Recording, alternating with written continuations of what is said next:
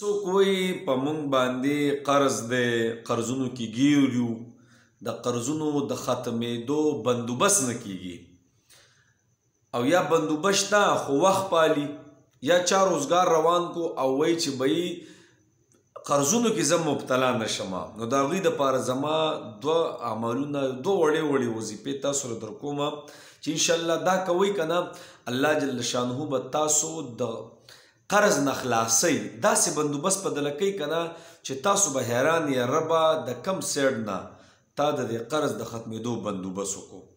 نو دوه عملونه واړه واړه دي. لولنی پکې دا دی که نه چې ورځې وکړو شپې کو هر ټیم وي په اودس کې، دا کو په چا قرض وي هغه خپل کور ولا زنانه ته هم کولی شي، په خپله هم کولی شي، ښه ټولې کولی شي. صحیح شو. په چا قرض دی د ټولو نه مخکې به لولنی چې کوم عمل دی اودس په وکړي، اودس ښایسته اودس په وکړي. صحیح ده. د هغې نه پس به 3 پیرې درود شریف ووایي چې کم تاسو له درځي، 3 پیرې به درود شریف ووایي. د هغې نه پس به اخرنو صورتونو کې یو صورت دی، د الله صورتونه د اخرني په دې کې یو صورت دی. یو کم یو دی اذا جاء نصر الله والفتح ورأيت الناس يدخلون في دين الله افواجا فسبح بحمد ربك واستغفره انه كان توابا. دا وړوکی صورت دی، دا به 41 پیرې وي، 41 پیرې. صحیح شو. 41 پیرې دی وي.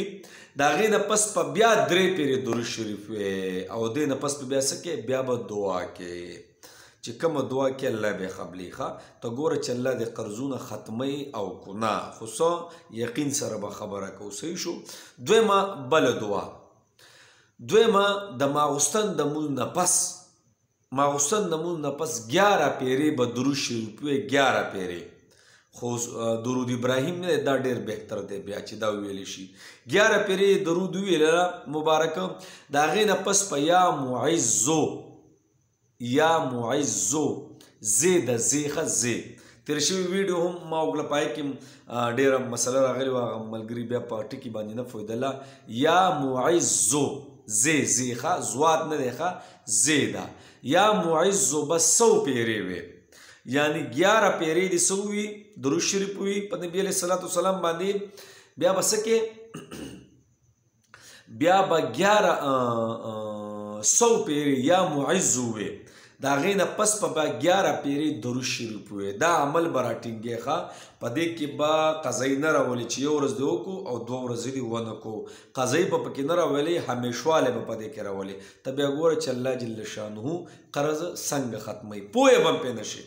او چې چا چې روزګار یې قرض به پرې نه راوړي. ښه لولنی دا په اسانه ته مې لولنی دا چې په اودس کې 3 پیرې درود شریف، 41 پیرې اذا جاء نصر الله والفتح، د هغې نه پس بیا 3 پیرې درود شریف. صحیح ده. او بیا دعا ده. دویم عمل د ماغوستن مونځ نه پس په اودس کې 11 پیرې به درود شریف وي.